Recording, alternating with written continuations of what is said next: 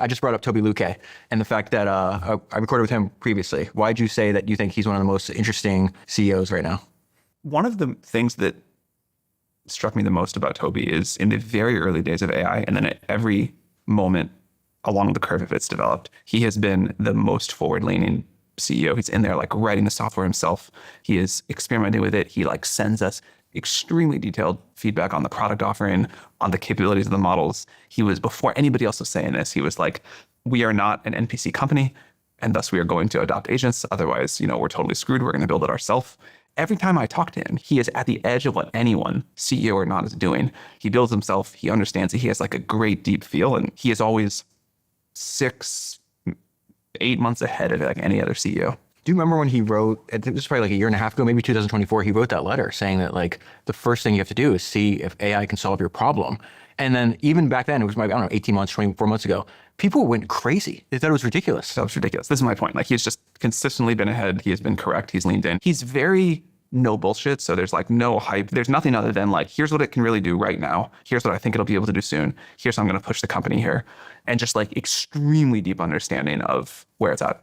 I never even thought of that, how much of a benefit it has to be for somebody in your position where you have somebody like that giving you intense and very direct and clear product feedback. A lot of people send product feedback. He is the only person at the intersection of like CEO of a large company and extremely accurate, detailed on the cutting edge feedback.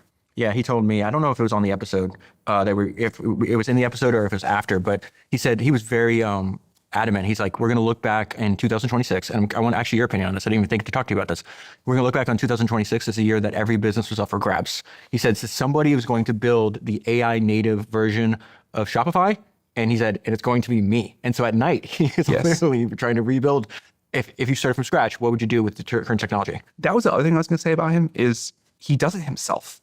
Like he is using these tools himself. He's writing software himself. He's trying the models himself. He is trying to like reimagine his workflows himself. Most CEOs, when you get to that level, have like teams of people that are managing teams of people that are trying to implement the thing, and they're trying to like make you happy, and they're trying to like, smooth the rough edges. I think it's very hard to get the feel if you're not actually doing the thing. And he does it so hands-on all night long, as far as I can tell. I'm not sure if 2026 will be the year that every business feels up for grabs. I might disagree with him a little bit there, but I get the spirit of that, and I do understand that it feels like that's happening. Do you think that's even possible? Like whether it's 2026 or 2046? I mean, obviously not literally every business. I think there are some things that are very anti-AI. Like the better AI gets, the more some businesses that have nothing to do with AI, I think will be harder to compete with, because we'll really want these like authentic, non-technological experiences, or we'll care more about sports teams or whatever. So no, not everything, but I think there will be many software businesses that are very up for grabs. Would you disagree that on the timeline then? What do you mean? I disagree on the timeline. I think it's going to take a little bit longer. Okay, can you say more about that? I love startups. Like I think startups are the coolest thing in the economy, and I've spent my career trying to like really understand startups. And I thought when we got to GPT-4, which was back in 2023, I think, that very quickly after that, there was going to be much more disruption in software business being up for grabs right away than it turned out to be. And the thing that I think I was wrong about a few things, but one of them, in terms of the speed, one of them is the economy just has so much inertia. People keep doing the same things they're doing. They keep buying from the same company. They keep sort of wanting to use their tools in the same way. I think that's actually a positive in many ways, and it's going to make this big transition in front of us go smoother and slower, and I'm grateful for it. But I think it means we've all been too ambitious on timelines, even with this incredible technology. I think AI is one of the most incredible technologies humanity has ever invented. Society and the economy will adapt more slowly. Yeah, it's funny. We were talking before we started recording that there's all these parallels to history. Obviously, I read history for a living. When you were just talking, I wasn't even thinking about OpenAI and AI and Sam Altman. I was thinking of like reading this biography of Larry Ellison, and in like the 80s, he was just like, guys, this isn't a software problem, it's a people problem. Yeah. We have to convince them, like we can install software, they're not using it. We have to change their behavior. The technology is there. It's like, we have to now adapt humans so they actually start using the technology. My own example of this was after Netflix came out and started shipping DVDs, even before they started streaming, it was amazing to me that people still went to Blockbuster. It was incredible to me. Like I would just watch this because I drove by a Blockbuster on my way to and from school. And it was amazing to me that people still did it.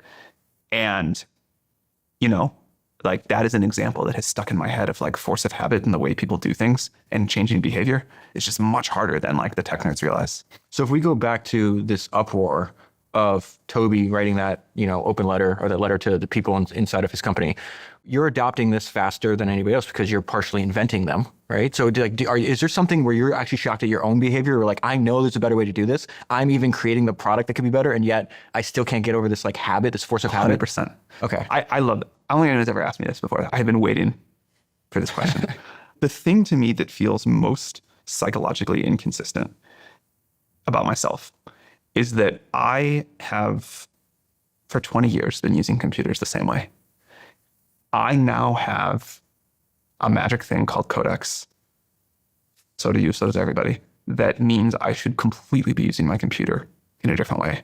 I should not be clicking around, pasting from one messaging app to another. I should not be scrolling mindlessly through my emails and trying to figure out which one is like least painful for me to open and respond when I don't want to be dealing with it.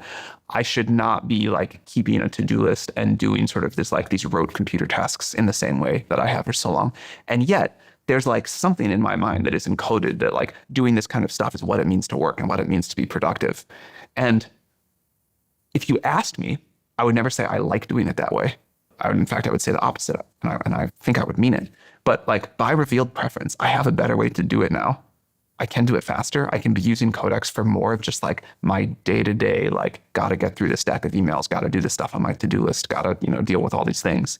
And I still do it that way. And it makes no sense other than I must like secretly like it or feel good about it.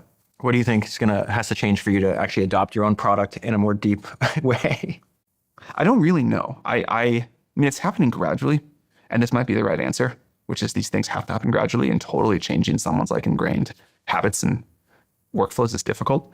I think there are better products we can build with this technology that will make it more seamless to do that. But right now, it feels like we're all kind of straddling these two worlds of, we still have a computer we can use the old way, and we have Codex that can use our computer in this amazing new way.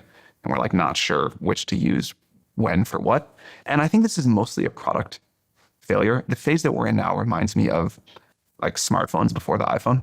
I was like an early adopter. I had like a Palm Trio in 2003 or 4 or whatever. Did you ever have a Sidekick? I never had a Sidekick. I thought they were super cool. I wanted one. I never had one. And a lot of the technology was there. Like it was missing multi-touch, but mostly it was missing like the product ideas that made the iPhone. And I feel like we are now in a world where we have all of the technological pieces, but we have not had the iPhone moment of like completely changing how someone interfaces with technology. We were talking about Toby's out here building these himself, right? We have a mutual friend, Josh Kushner. He says, he's like, there's a big comparison to be made between the way that Steve Jobs thought and the way he ran his company to the way that he thinks that you do. He wasn't the one, obviously, writing the code. He wasn't building the hardware, but he's like, I am patient zero. I am making products that I myself want to use. And essentially, like everything that we saw with Apple is just basically what he wanted. There's this great story in one of the books where they were supposed to have a meeting on, I think one of the MacBook, like the new MacBook laptops. And the team prepares like all this huge presentation for Steve. And they're like really nervous because of his commanding presence. And he walks in, they think it's gonna be like an hour meeting. He walks in and he shows them the laptop and he's like, on, off. He presses the button, it comes on. Presses off, like immediately. And then he tries to open up the MacBook. There's like a delay. He goes, make this, meaning the MacBook, like that. And then walks out the room. And that's the whole meeting. Like that, there's a lot of examples in the history of Apple like that. How do you approach it? Like, how do you improve the product? Like, are you just doing it through your own needs? Like, how do you think about this? Most of my effort right now is on research and compute. I would love to be able to spend more time on product. We have great people thinking about the product here, but the most important thing that we can do is to create smart models and to be able to run them efficiently and abundantly for a lot of people.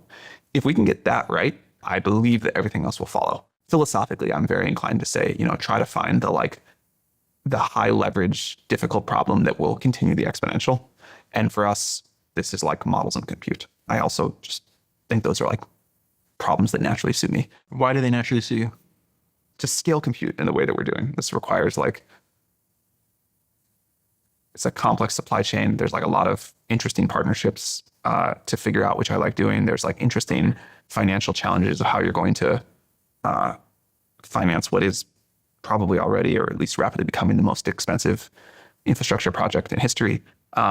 The technology questions that go into building a compute at this scale, from designing your own chip to the supply chain of fabs and people that make racks to sort of the power systems for these things. I've always been interested in energy, all come together. So there are a lot of problems that are interesting across technology, business, policy, supply chain, logistics, all together around building compute at this kind of scale. So I used to be a startup investor. And the thing in my career that I have found closest to startup investing is managing a research program. There are all these ways in which they're really different too. Like, the average researcher and the average founder have, I think, on the surface, look different for obvious reasons.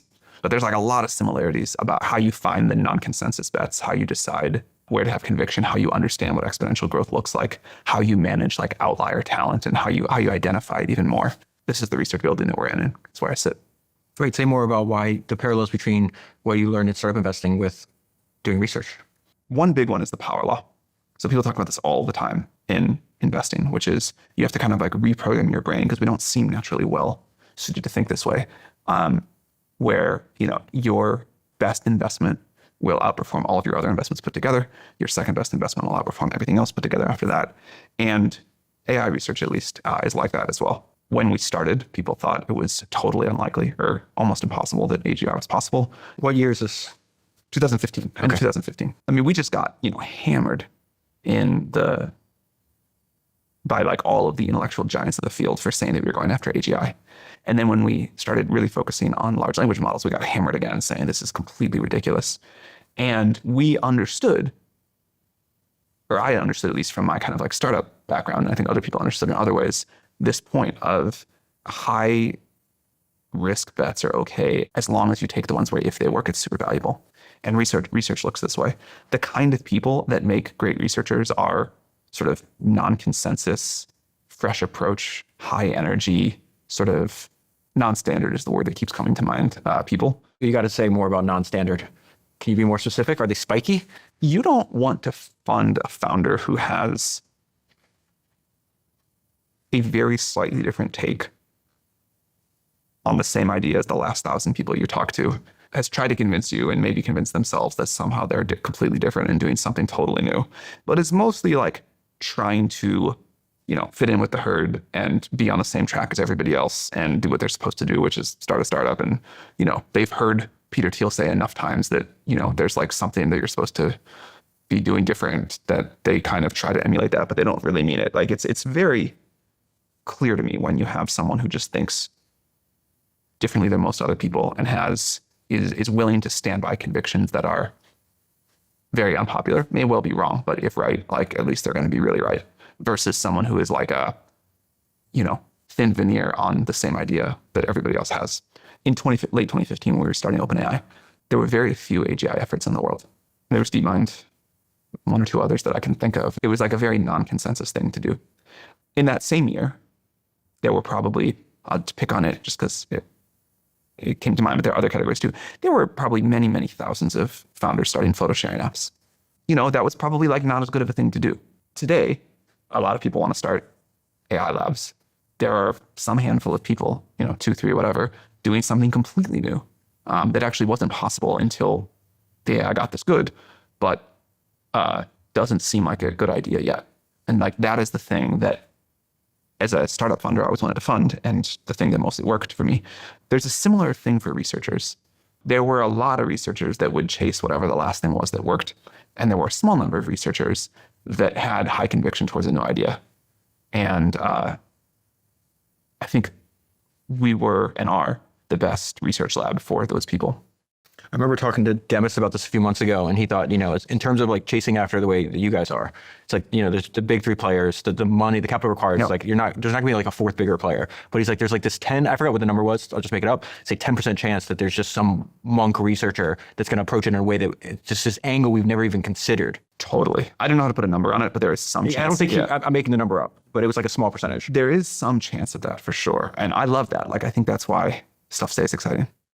I want to tell you about the presenting sponsor of this podcast, Ramp. I have been reading a lot about SpaceX lately. SpaceX is one of the most valuable businesses in the world, and one of the main themes in the history of SpaceX is constantly attacking and questioning your cost. Ramp helps many of the most innovative businesses in the world do exactly that. The median company running on Ramp cuts their expenses by 5%. And one thing SpaceX has demonstrated is that a religious dedication to controlling costs can help actually increase revenue because you can pursue opportunities you couldn't otherwise. And we see that in the Ramp data too. The median company running on Ramp also grows their revenue by 16%. So when you're running your business on Ramp and your competitors are not, you have a massive competitive advantage that compounds over time. Ramp is the only platform designed to make your finance team faster and happier. Many of the top founders and CEOs I know run their business on Ramp. I run my business on Ramp, and you should too. Go to ramp.com to learn how they can help your business save time, save money, and grow revenue. That is ramp.com. I found one of my all-time favorite quotes when I was reading the book 0 to 1. The quote says, "The single most powerful pattern I have noticed is that successful people find value in unexpected places, and they do this by thinking about business from first principles instead of formulas." That is exactly what AppLovin has done with their advertising platform. AppLovin connects you with over 1 billion potential new customers inside mobile games. AppLovin allows you to capture undivided attention. AppLovin ads are full-screen video ads that are watched for an average of 35 seconds. That is retention that blows other ad platforms out of the water. And you can launch on AppLovin in minutes. You set the goal, and AppLovin achieves it.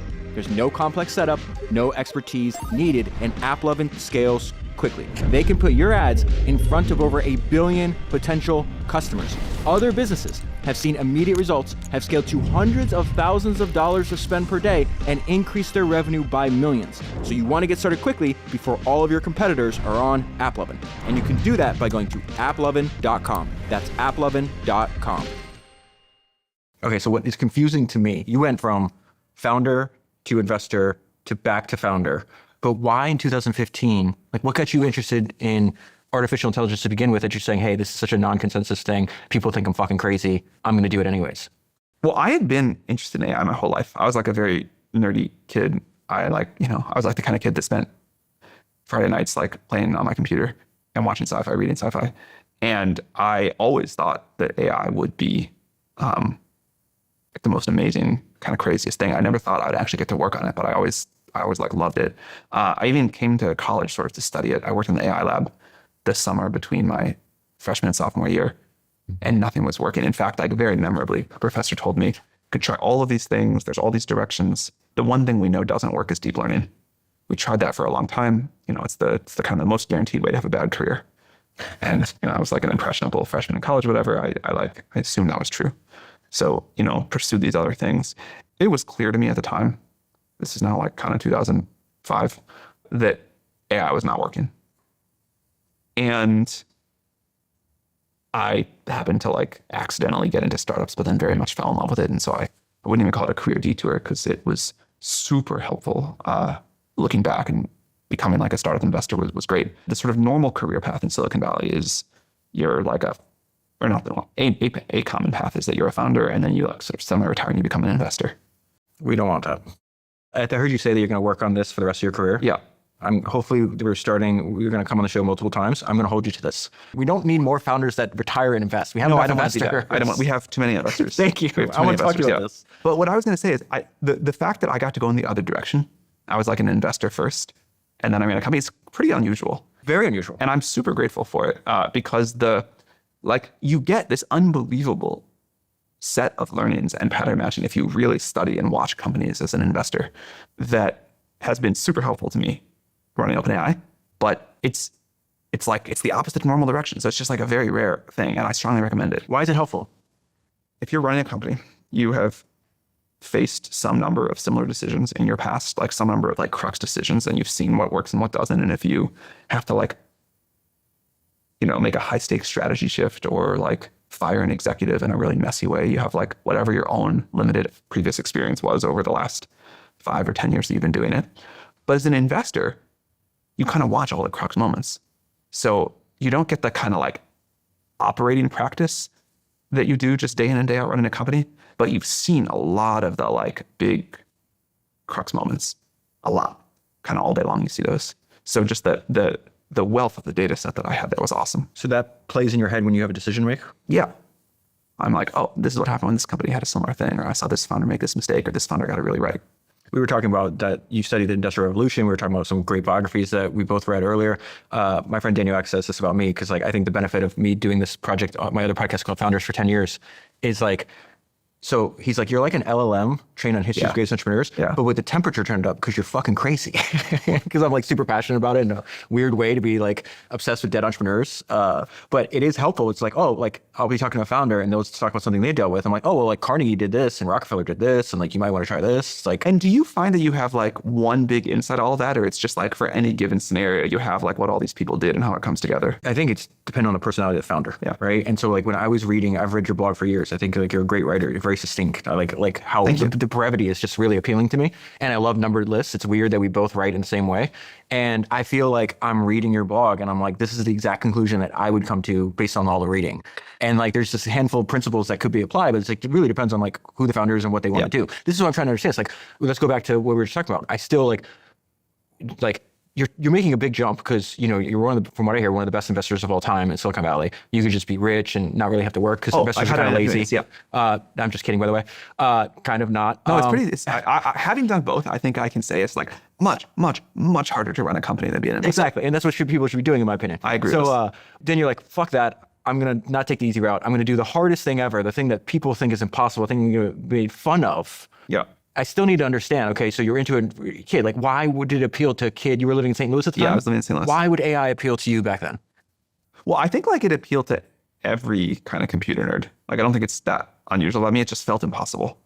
I think most people would say like, of course, that'd be the coolest thing ever, but it's totally impossible. I think the weird thing about me was like, okay, let's try. But I think everybody would think it's awesome and something to go for. So wait, that was a personality trait of yours as a kid that I think people even told as a kid, you that you couldn't do something, like your initial response was resistance? Not resistance, but like, are you sure? Like, why not? Let's try. Let's see what happens. Maybe I can. Maybe we can. I was like a very optimistic kid. And also like the more something seemed impossible, like the more intrigued I was. The idea that we could invent a technology that would let us do everything else, that would just empower people in this way that no other single technology could, that always seemed like innately incredibly appealing to me. It's like, I want that thing. I want to be able to do everything else. Like, I think another thing about that I kind of was like a personality trait as long as I remember is like, you know, it's like, it is interesting to like really give people a lot more power, a lot more ability. In some sense, this is the whole arc of technology. And I was for sure always a technology nerd, but like AI is the strongest version of that I can imagine.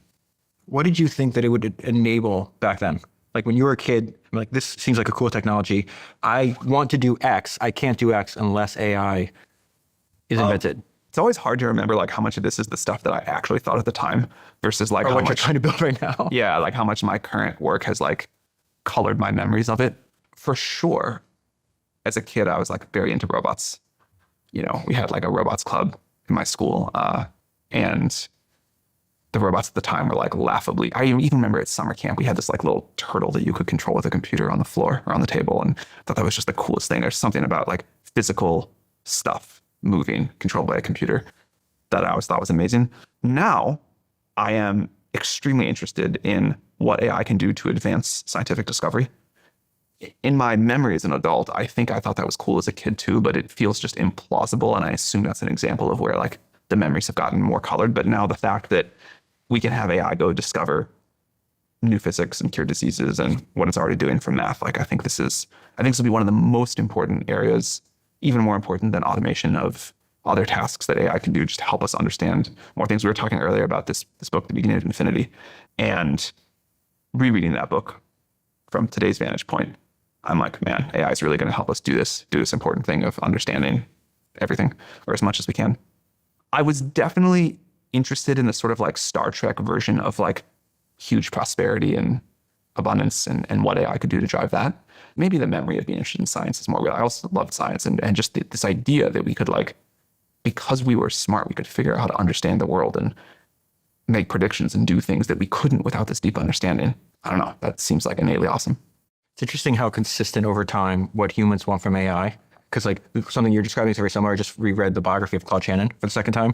And I had forgotten, because I hadn't read the book in maybe 5 years, and I forgot that him and Alan Turing used to meet every day for coffee when they were both at Bell Labs. This is like 1940s. Yeah. And they would just talk about AI. Yeah. And they were both obsessed with they thought it was inevitable back then. And they thought it was going to happen like 15 years from there. So like 1955, that we're going to have computers, which didn't exist, right? They had the analog versions.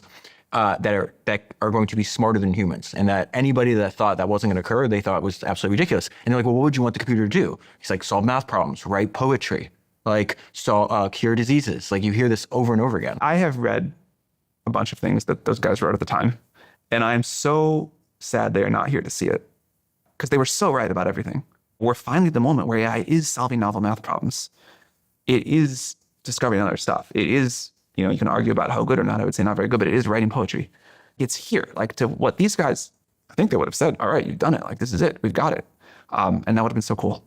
Yeah, this is the weird thing where everybody's just like, oh, it'll never do X. Like I talked to people in the music industry. It's like, it's never going to make great music. And then they're like, well, do you think it's going to like make a podcast? I was like, of course it's going to. It's going to do everything that we can do, at least to, I would say better than like, even right now, like better than what we can do. It's a very bizarre thing where it's like, it will never surpass what is happening at this current point that I happen to be alive. There's a deep human psychological flaw there. But here is, I think, a more interesting question. Let's say it does make a great podcast.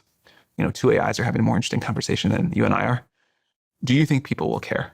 Or will they want the one with the real people because we're all obsessed with people and the fact that it's not real people? Yeah, for this, it's like more interesting. It's like, oh, these two people that I may be predisposed to like or dislike are having a conversation that's interesting to me. I think for like strict like reference, like maybe my other podcast where I'm just saying, hey, this is some interesting ideas I read in this book, that could maybe get disrupted whatever the case is. But especially for people that were born before this happened, maybe it's different for your son. Maybe. But for me, it's just like, I think humans are going to always be drawn to humans. I really deeply believe that. I think there's like a lot of other jobs that could face significant transition, but stuff that's about people, stuff that's about people's connection to people and people liking other people, that stuff feels like it gets more valuable in the post-AI world, not less. I may be actually the wrong person to talk about this though, because I kind of deeply desire, even though my entire work is digital, it's, broadcast all over the world, it's just like, I deeply desire like more of an analog life. I like reading physical books. Like when I was talking to Kelly, I was like, I didn't want to get on Zoom, call me, or we'll talk in person. Like I like physical shit. I'm like that too. Yeah. I don't read ebooks. Yeah. I don't like Zoom meetings. I like to be like with people in the real world. I definitely think there's a subset of weirdos, and there's probably a lot of them that live in the city that, don't like humans and only want to communicate with computers. But it's just like, I think that's a tiny percentage of humanity. I think it's a tiny percentage of humanity. This is why I think like the world is on the whole not going to be that different, even with super intelligence. Like people are still going to be very fundamentally wired to care about other people, to want to be around other people, to interact with other people. And, there will be some people who just like get obsessed with the models and just think humans are in the way or, danger to be contended with or whatever. And for most people, it'll be the whole point. I think it's very important that when we do find people like that, to them be called out and make sure they don't acquire power. I certainly agree with that. Maybe the two big risks that I'm most worried about with AI, which are a little bit in tension. One is like a loss of control where, AI somehow just becomes too powerful in a way that we can't guarantee the control we want. And the other is power gets too centralized where you have, one company or model or person with too much power. And in both of these, the fundamental thing is like, I think it's a very anti-human position for either of these things to happen. The right approach is to say like, we want people deeply in control of the future. We want people deeply empowered. People are the whole point of this all. Like we are not going to sit here and, gradually hand over control to an AI model because we don't trust or like people. And, it's like a very misanthropic thing to say we're going to just like put all of our trust in this model and let it have all the power and decision making over the world. But I think there are some people in the world who think that's the right outcome. There's like another version of this, which is because we don't trust people, we have to limit who gets access to this technology and how they can use it. And all of these terrible things could happen.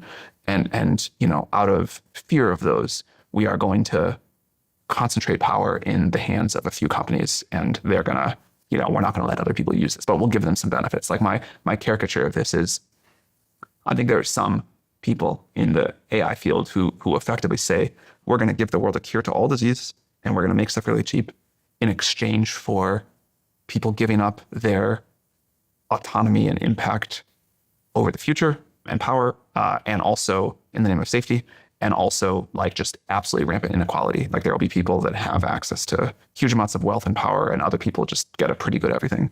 And this is like a terrible sales pitch. This is a very anti-human sales pitch that somehow people feel willing to make. Why do you think they feel willing to make that? I think it's like fear and power. I think you can, when people talk about the risks of AI, I think there are a lot of people who are so nervous about the magnitude of those risks and get so taken by that and feel a need to protect the world from that, that they're like, we should trade off a lot of liberty for safety here because this is unlike other risks we've seen. But then I think that also ends up kind of like a way to justify a lot of power-seeking behavior. Everything when I read, like when I was just saying what Claude Shannon was saying, or Alan Turing, at least in the books that I've read, it's more of like an optimistic, like we're going to invent things that make our lives better and can do things for us. You are totally right that if you go back to the Claude Shannon, Alan Turing era, they talked about how wonderful AGI would be and all the things that it would do.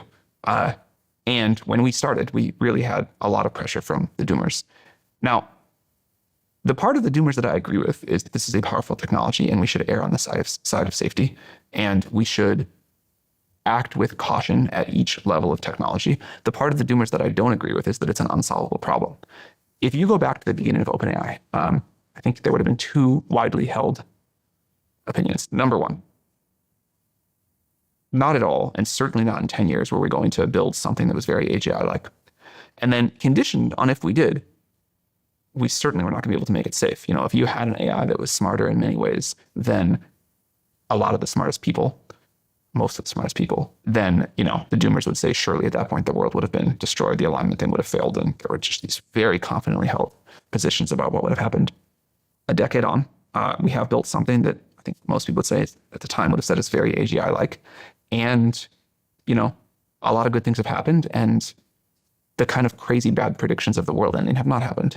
So I think that should update people's predictions about the future. There are still higher stakes challenges in front of us to solve. But our approach, this is another thing I learned from startups, of the way you do things is to put things out into the world, get feedback from real customers, see where they break, see where they don't break. That is the way you make a good product. That is also the way you make a safe product. And we have made way more progress on AI safety than I think most people thought we would when we started. Why? Because so many people, there's a billion people using your products on a weekly basis? And each time we get a new level of model, we put it out in the world and we see what, you know, what works, what doesn't work, where people need us to relax the guardrails because they have good things they want to use it for, where we have alignment failures, where we have safety systems failures. ChatGPT has only been out like less than 4 years. A billion people use it. And sensitive, important stuff.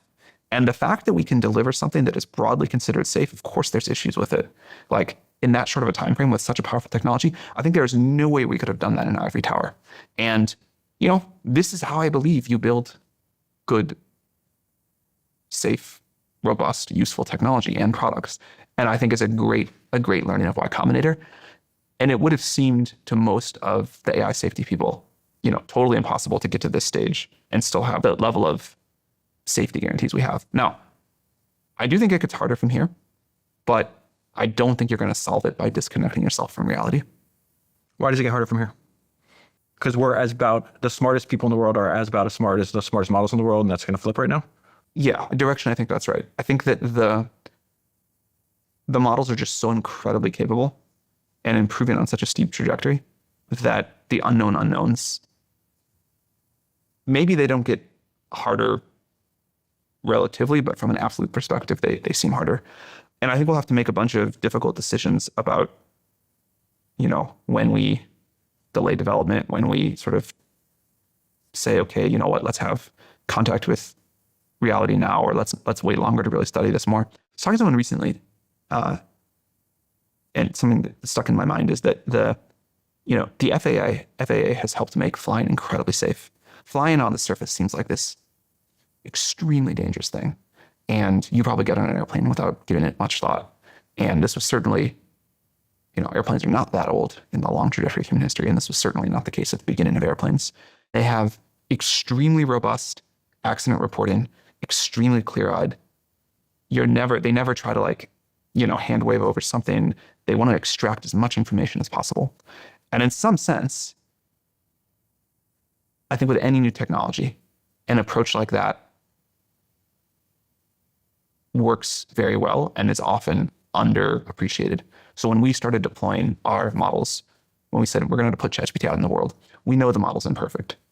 We know it hallucinates. We know it can do these other things. But we also know that the world's got to experience this technology. We've got to learn how to make it safe, and we got to put the power in people's hands. We cannot just use this to impose our worldview. We cannot use this to go sit in a lab and try to think through all the impacts, which won't work anyway because society and the models are going to co-evolve. Like we have to all do this together as this joint product. And then we'll do very good accident reporting. We will study when something goes wrong. We will put out a very clear postmortem. We will learn as much as we can. We will not only improve our own technology and products, but we'll try to share those learnings with other people building AI. I think that's worked surprisingly well so far. And that was like good examples from history of technology, good examples from startups. Deal is how the best founders turn the world into their talent pool. I've been studying how history's greatest founders operate for a decade, and one thing they all have in common is they understand that recruiting and hiring the very best talent is your most important priority. A players recognize other A players, which is why top companies like Ramp, Shopify, 11 Labs, Uber, and DoorDash all use Deal. Many of the top founders I know have personally invested in Deal after using their product. And what they discovered is that Deal is the best company in the world at building infrastructure for global hiring. Deal will help your business hire, pay, and manage any worker anywhere in the world so you can retain the best talent anywhere and spend the rest of your time focusing on what you do best, delivering value to your customers. The founder of 11 Labs has a great description of the value Deal can give your company. He said, "We built 11 Labs to break down language and communication barriers, with Deal enabling us to hire and support exceptional talent anywhere. We can accelerate our innovation and bring more voices, stories, and ideas to every corner of the world." Deal is trusted by over 40,000 businesses. Learn how they can help your business today by going to deal.com/Senra. That is deal.com/Senra. One thing that has to be disorienting for you, because it doesn't make any sense to me, like, essentially what I focus on is just entrepreneurs and entrepreneurship, right? So all the podcasts I make are for the benefit of entrepreneurs. I'm glad other people listen, but it's like heavily focused on just trying to find useful information, whether it's in a biography of a dead entrepreneur or talking to somebody like you, that other entrepreneurs can benefit from this conversation, right? Or any of the podcasts that I make. So in that, there's not like a lot of entrepreneurs love AI, but like what I'm trying to figure out, like, if you can help me reconcile, is like, everybody uses AI, everybody hates AI. What the hell is going on there? Well, people are always afraid of like rapid socioeconomic change. Talked about the Industrial Revolution earlier. I love reading about previous technological revolutions too. And like, people did not have universally warm and fuzzy feelings to the change that was happening throughout the Industrial Revolution. I think it's probably a good feature of human society that we have some built-in inertia. We have some skepticism of rapid change. I think that probably helps society in times of turmoil or in times of, localized craziness or whatever. So some of it is probably good. And I think a feature of human biology, which I believe in, never trying to fight too hard. I also think a lot of people building AI, have been off saying there's a 25% chance we're going to destroy the world, and we're going to race ahead to do it because otherwise those bad guys will do it first. Or, it's like, man, this thing is going to be really terrible, and there's going to be 50% of the jobs are going to go away in the next year, and we hope you all are okay, but it seems really scary. Like, we have not, as a field, done a very good job of explaining to people what the benefits are and how the downsides can be mitigated. And we certainly have not done a good job, even if people have had answers like, saying, well, there's going to be universal basic income or work will be optional or whatever. There's been very little discussion from people about how and why it's important that people have more power and personal freedom in the world, not less. And that matters a lot to most people. The ability of people to influence their own future and collectively to design kind of where society is going to go, and the autonomy that comes with that, very important. And I don't think a lot of people in the AI field, they feel it for themselves, but they don't spend much time thinking about it, reflecting on it, or acknowledging how important that is to other people. And so to go back to that, like, characterization of the sales pitch, caricaturization of the sales pitch. I don't even know if that's a word from earlier. It is. The like, dear peasants, we will bequeath upon you these gifts of a cure for cancer and material wealth and some things and, great entertainment. And you stop complaining and we'll make all the decisions about the future and just trust us. We'll be benevolent dictators. Not good, not good. As a lover of entrepreneurs and sort of like a student of what has made this incredible economic miracle of recent centuries work, really empowering people to go do new stuff and to push on the things they believe in and to have the freedom to create companies and invent technology and sort of pursue ideas and like the system around that makes that happen. There is like nothing I believe in more strongly. And I think even if people don't see themselves as an entrepreneur ever, if they may never want to start a big company, they do understand how important that is. And then when you hear people kind of implicitly or explicitly saying there's going to be less of that with AI because a small number of people are going to have the power, but they're going to make great decisions and keep everybody safe, I think that's very scary to them. I also think that even if maybe most people don't want to start really big companies, a lot of people want to start smaller companies. And that has been hard. That has been something that has required a fair amount of privilege and luck and resources to be able to do. And we are about to see the greatest boom in people starting smaller businesses that we have ever seen.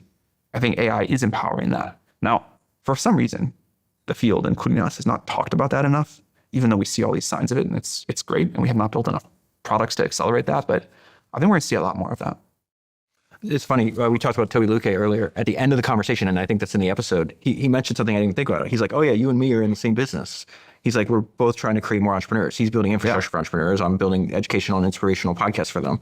And the crazy thing with what you just said, it's like, not only I think out of any new industry, it's not that as an industry, the AI industry, which it's doing the worst job I've probably ever seen. And I think part of it is just the ability, you guys have to get out there and talk about the stuff that you're seeing and educate. There's this great book called The Intel Trinity, and it tells the story of Intel. And it's called Trinity because the three main players are Bob Noyce, Andy Grove, and Gordon Moore.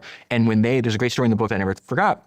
They go from inventing, I think, the integrated circuit to the microprocessor. And they realized that that technology was so important and it would scare their potential customers. So they went out, those three people stopped doing what they're doing and went out and started educating potential customers, investors, the entire country. And they said at one time they were putting on more classes than like the local community college had in their entire course catalog. That's how much they made it a top priority. It's like, we're going to get out and educate about this new technology. And it's just like, well, why isn't anybody in AI doing that? I mean, no excuse that we should be doing more. I think we've like tried versions of this. We haven't gotten it quite right. Well, you're doing it right now. We're like, this is the point of, one of the points of reason I wanted to talk to you about, because like I use AI all the time. I think it's fascinating, but you have such like this, you have a view that makes mine look like the view of an ant. Like there's so much stuff in your head that I want to like get out and be like, hey, you have all this context. It's like, and you're inventing this incredible technology. I would love to know how other people are using it. Actually, before we even get to other people, I heard you say something that was interesting that I think ties to what you just said about kind of like, we're inventing technology, the technology is increasing rapidly, but the adoption should be slow and deliberate. And I heard you on another podcast saying, hey, I'm even considering like, how much should I let AI see every single thing that's on my computer? You want to talk about that? With the latest generation of models, I don't want to say they feel smart enough, because I think we should always aspire for them to get smarter, but they're pretty smart. And I feel more limited at this point by the amount of useful context AI has on me. Like, I want the AI to know as much as it can to help me. I want it to be doing things I can't or don't want to do on my own. Like, I'm not going to read every post on our internal Slack. I'm not going to go read every story a customer has to tell about where ChatGPT worked for them or failed them. I can't.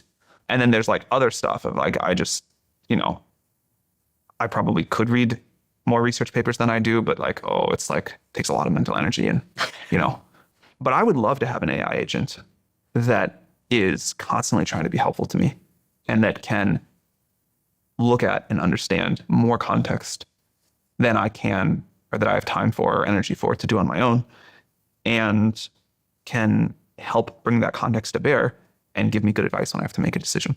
So I think we've focused correctly so much on model intelligence that on the product side, we have not yet thought enough about what it means to give a model more context than any person could have and help advise that person on their big decisions. My sense is we are just on the precipice of being able to see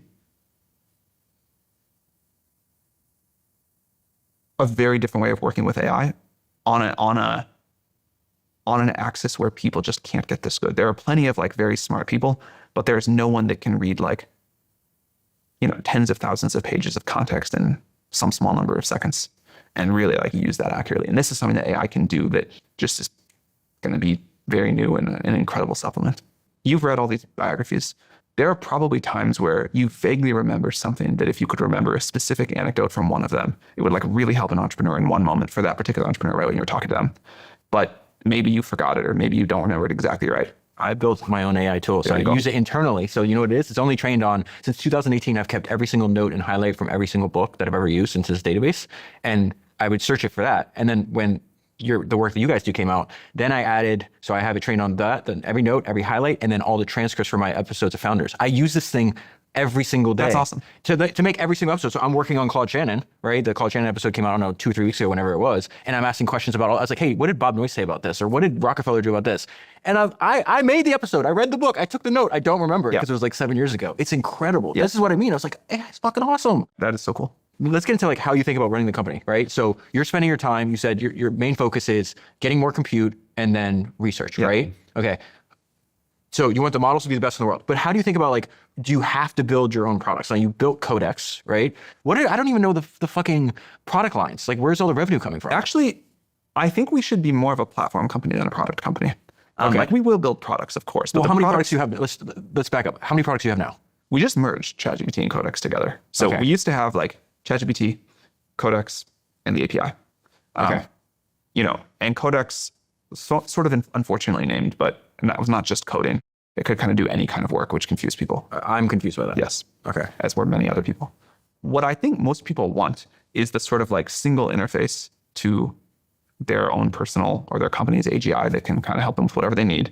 And then the ability with an API to build anything they want on top of it. And that is the platform that we should offer to the world. We're going to sell great AI. At every point on the cost performance curve, we will be the best. You want really high-end AI to discover science, that's great. You want really like inexpensive AI to do like, a massive amount of volume of work that maybe doesn't require genius level intelligence. We got you covered there too. And, thinking about this as a sort of, people talk about different ways, a new utility, a new commodity, whatever you want to call it. Like people want to use a lot of AI and they want it at a low cost and they want it to be fast and to work well and have their context and be smooth. We got you. And then there's like a single product, which is, I need to ask the AI something. Eventually, maybe it's the AI should proactively offer me things, but you will have this interface, which started as a chatbot and now also has coding agents. And I think at some point will feel like a more persistent agent to this AI that is running on whatever you need it to run on. But that's it. I don't think we should go build every product category. I don't think we should like go try to compete with all of our customers. I don't think we should try to like subsume the entire economy. I think we should offer this platform and try to have 100 million new businesses and 8 billion people use it in all kinds of new ways. So one kind of direct interface to the product, one API for people to use it however they want. Those eventually come more and more together too.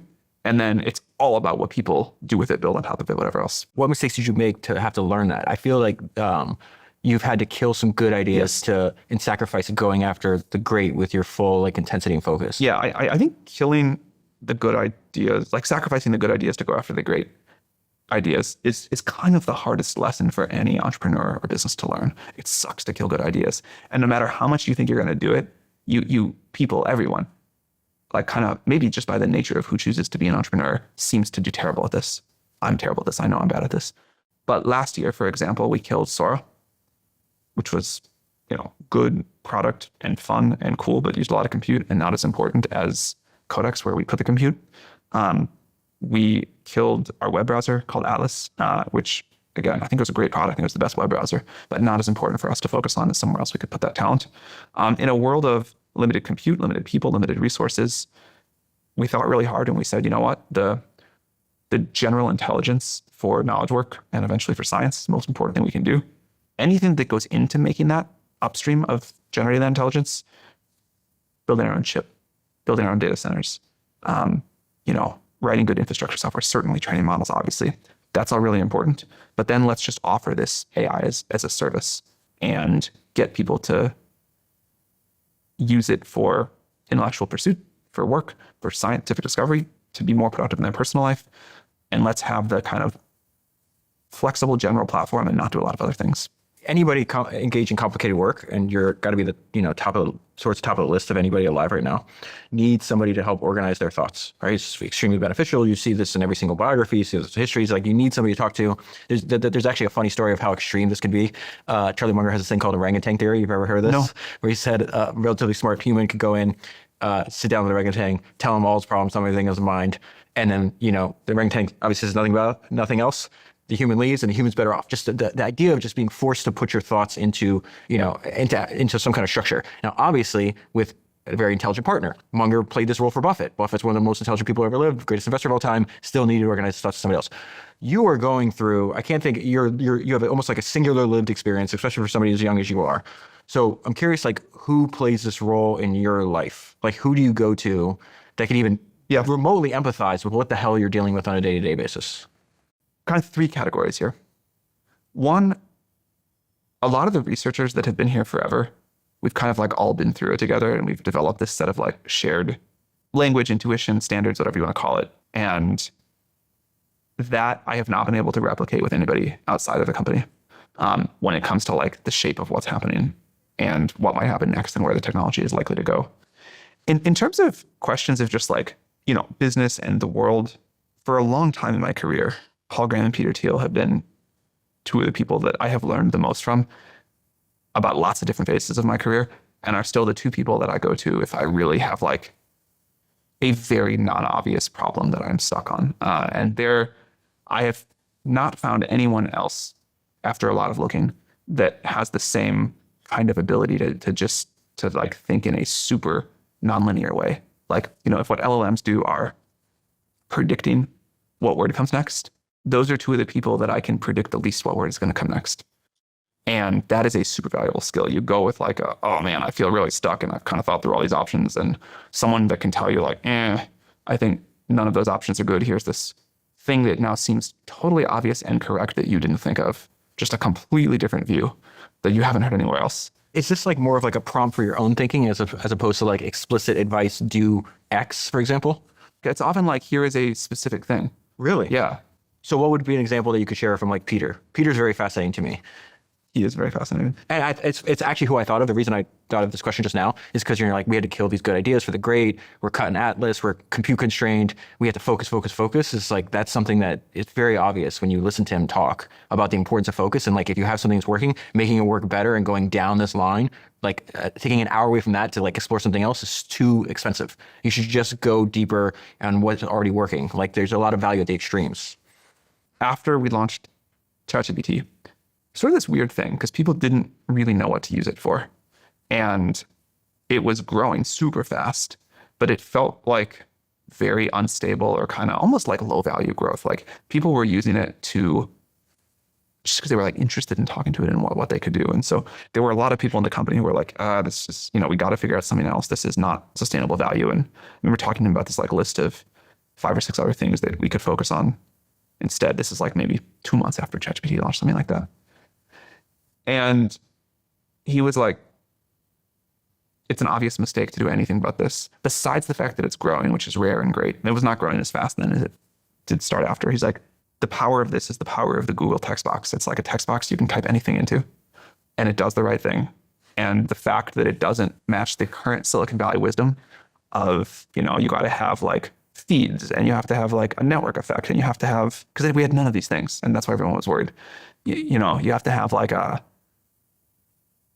way that people are going to build up more this before we had memory. People are going to build up more context. People are going to get locked in, or people are going to have he's like, all that stuff. Like, people have just been chasing the Google business model for 20 years. And this is the first thing that's come up. And, clearly the empty text box worked for Google. So why don't you just double down on that? It's growing, like, it's very flexible. And, it has all of the signs other than it doesn't fit the current Silicon Valley wisdom. And I was like, okay.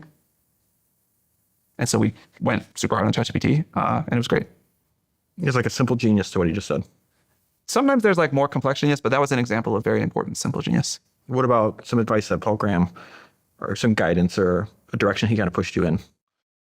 When you just said that, this is like a meme for many YC founders, where you would go see him for office hours and he would say, you know what you should do? And he would like shake his finger like this. You know what you should do? You know what you should do? And sometimes the thing that came after that was great. Sometimes the thing that came after that was terrible. But the important thing was there is a creativity and open landscape, and just, let's try a lot of things. We talked about the spirit of iterative deployment, and we talked about, how like in the same way startups, he really, I think, pushed the startup ecosystem into this world of, you gotta like ship a V1 year Endera stuff early. And it doesn't matter if it's, it could be much better. You'll get it much, much better because of the feedback to customers.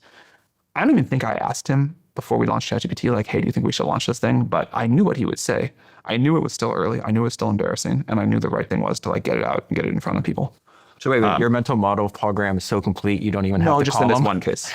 That's the one where you would say like there's certainty. Let me tell you something funny. Right before he died, a few months before he died, I went to Charlie Munger's house and had dinner with him. And I was like, how often do you talk to Buffett? He goes, never. I go, what? He goes, we talked every day for hours and hours. Buffett can just pretend to pick up the phone call to call me, and he already knows what I'm going to say. That's obviously comes after 65 years of working closely together, but I thought it was hilarious. That is hilarious. That is really a funny story. No, there's many times that I couldn't predict what he's going to say, that's why I think it's valuable. But in terms of the like launch when you're embarrassed of the product, I know what he's going to say there. Like that one, that has been like, I won't say the most valuable piece of tactical YC advice, but it's been up there. I'm astonished looking back at all of my data points of YC founders over the years, how much the ability, the like moving fast and being iterative correlates with success. Okay, you've mentioned YC too many times in this conversation.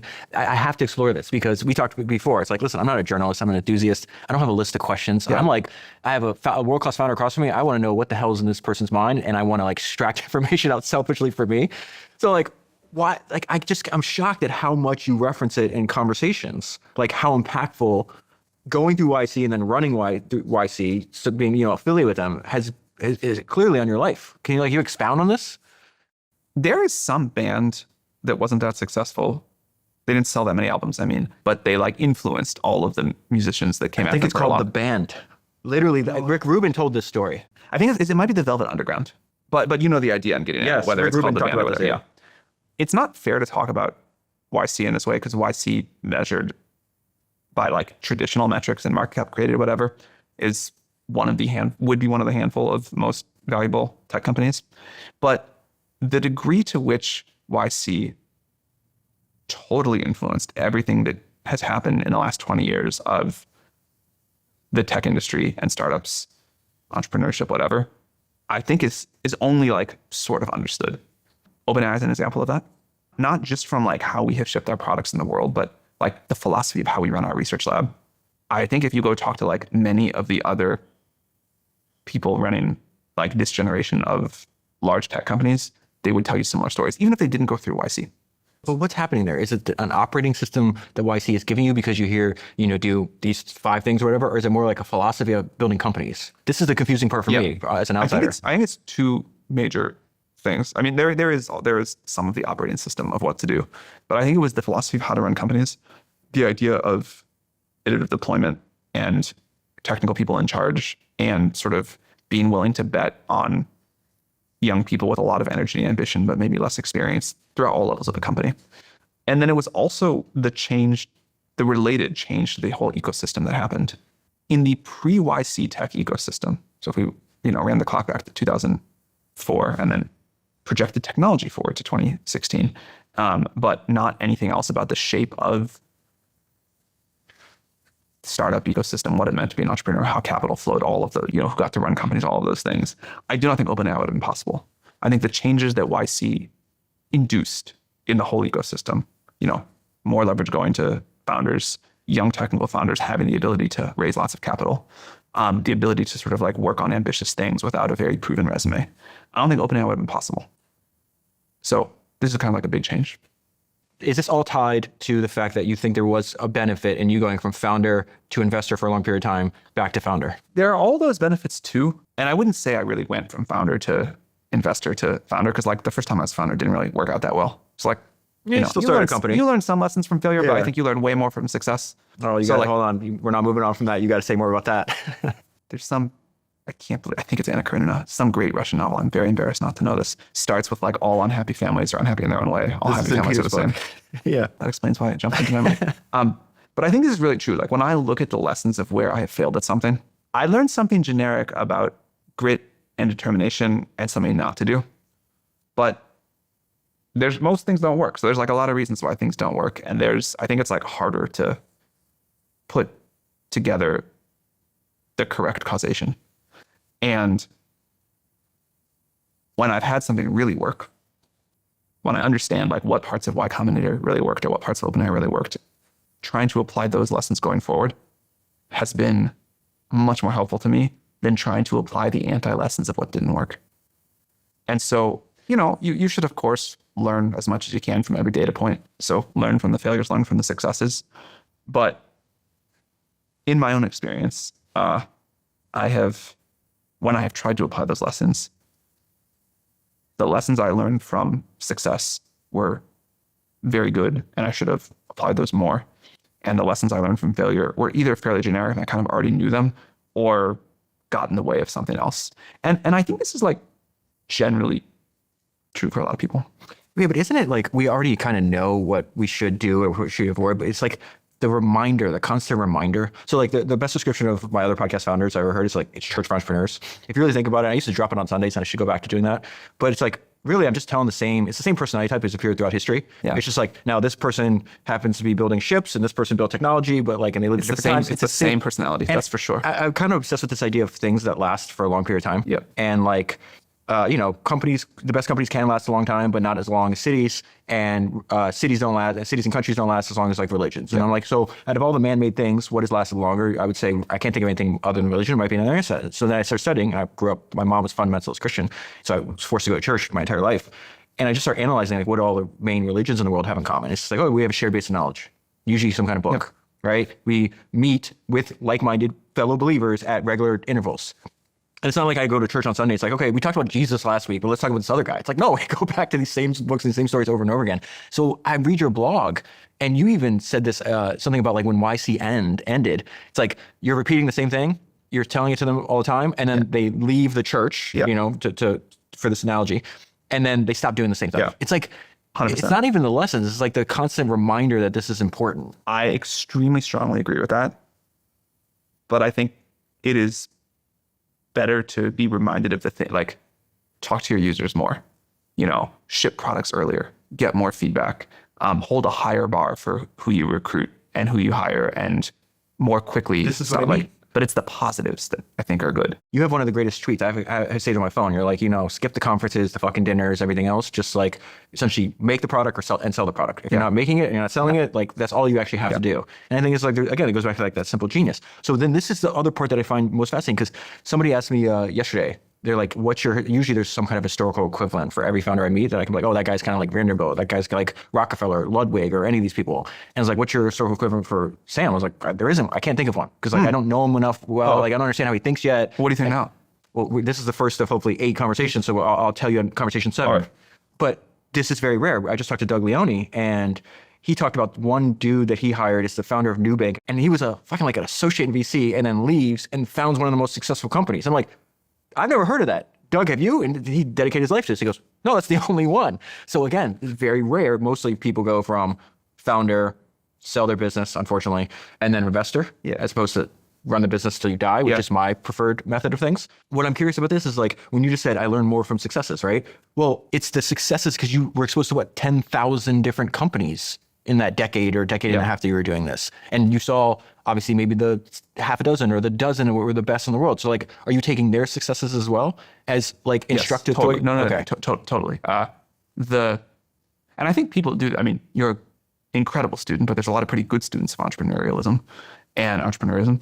And people, I think, often try to go look for those lessons of the things that really worked. And as you said, it's kind of the same thing over and over again, like done in different industries, but you have to be reminded of it a lot, and it's unglamorous. I had no understanding going into this conversation. I think I have a slightly better understanding going into this. I told you before we started, this is just for my own edification. But like even the people that influence you, where it's just like Peter Thiel saying, no, dummy. He obviously wouldn't say, he's like, no, dummy, this is working. Why are you doing anything else but the thing that is working? So there's got to be examples where you're like, hey, I've given this advice to other founders a million times.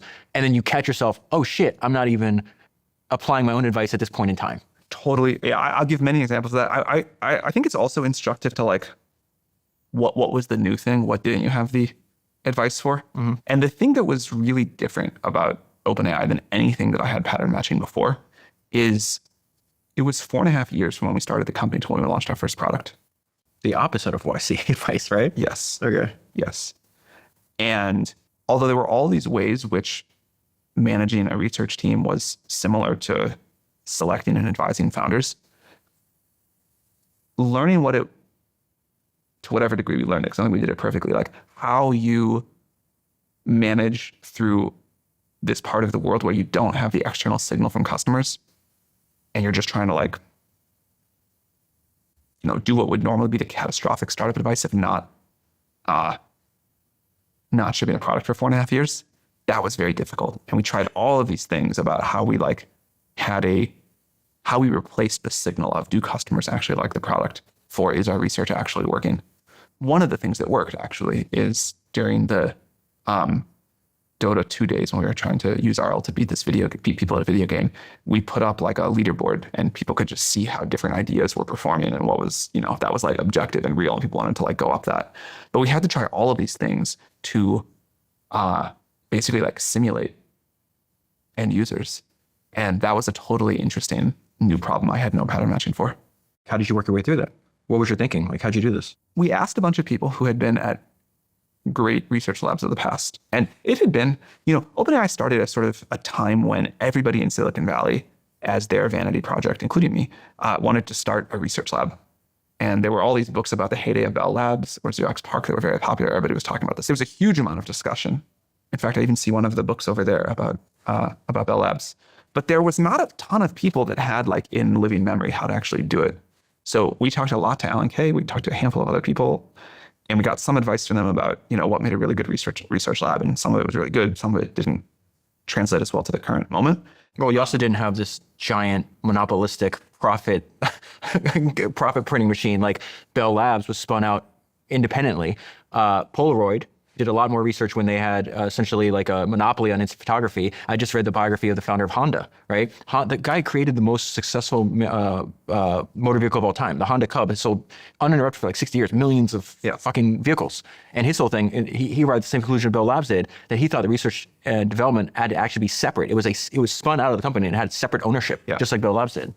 We did not have that. In fact, you did not have when I think back to those early days, I mostly feel like I was trying and failing to raise money. That's like my dominant memory of the early days of OpenAI. So much effort, so frustrating. I wish we had some sort of cash machine like that.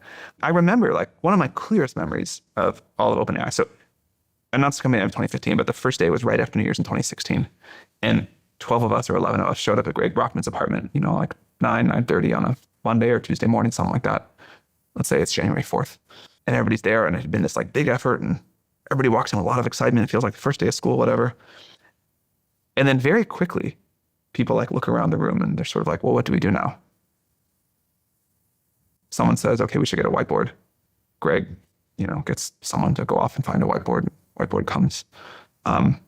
Look around again. What are we supposed to do now? And you just feel the energy in the room collapse. And none of us know what to do. Like, it was not like building a product startup. It was not like, let's build this product and let's talk to customers. It's like, okay, we said we want to make AGI. Maybe we should write some papers. Okay, let's write some papers. Maybe we should think about some ideas. Okay, let's think about some ideas. Everybody's got their like moments of, I have no idea what I'm doing. That was one of mine. Like we have just launched this thing. None of us have any idea what we're going to do. So we did what we know how to do. And eventually we figured out a lot of things didn't work. Eventually we figured out a kind of like rhythm for making and then evaluating research bets. And far from perfect, obviously, but we did find a gradient that we could kind of progress along. And we figured out how to get, the resources that very smart people needed and how to make sure that we were like not completely getting lost in the wilderness. And over some number of years, mostly chaotic stumbling, we eventually made most of the big discoveries. What started as the unsupervised sentiment neuron paper turned into GPT-1 and then eventually GPT whatever. The scaling laws work that gave us the confidence, not only by the compute, but the understanding about how to scale up our models sort of came together. And many other things too. Through this process, we learned things like that idea of leaderboards that worked. We also learned the incredible power of external demos for like an eminent person that the researchers really wanted to impress. And then we learned a bunch of things that like didn't work, like fake deadlines. That has to be so disorienting to live through that experience. You're at 12 people in an apartment, don't even have a whiteboard, don't know what to do. Fast forward a decade, you have 1 billion people using. Very strange experience. Do you keep a journal? When my kid was born, my first kid, I would get home at the end of the day and be rocking him to sleep and just like talk to a kid or whatever. So I was just like, need to come up with things to talk about. So I would like just tell him about my day and what we were struggling with and kind of like what I was worried about and what was happening. It was kind of like fun for me to do. And I was like, this is sort of interesting and someday it'll be like interesting for him to have this. So I started writing him like every Sunday. I would like write him a letter. I would like talk just to talk and then I would like write it down. I only ever did like 8 of them or something. How many kids do you have? 2. Okay. Bezos has this great line about building Amazon. He's like, we're trying to do stuff that we can tell our grandkids about, that we're proud of, right? And those things are hard. The fact that you were writing to your son, Oh man. keep writing the letters. And if you don't do that, this is real quick, just because I've read enough books about this, most time, guess what? Founders don't write autobiographies when they're 40. They write them when they're 70 and they're looking back and they wish they could do it again. And so much has been lost to the sands of time. They all repeat this. They're like, I wish I journaled. So even if you don't do it, you have enough resources. What I would do, have a book written, even if it's for internal purposes only. You ever read The Little Kingdom by Michael Moritz? I never read it. Oh, you have to. It's like the first 6-year history of Apple written by Michael Moritz. Isn't it crazy that he wrote that book? He's a phenomenal writer. He's a great writer. Crazy Beautiful writer. Winds up being one of the best venture capitalists of all time, I guess. But like the point is to have that book ends. Steve hasn't even been kicked out of Apple yet. So you get like what actually happened. You're gonna want this. You might not want it now, but you're damn sure gonna want it when you're 60 or 70. The thing that was so interesting was like the mindset of writing to your kid. Like you really can't hide behind anything. Like you're like, I really care what my kid's gonna think about me. So like this thing happened, like, you know, didn't feel great about it, better do it differently next week. Like it was a very extremely interesting mental framework. Maybe I'll find some way to do it again. No, maybe you're gonna do it. Okay. Sam, thanks for taking the time. This was awesome, man. Thank you. Appreciate it.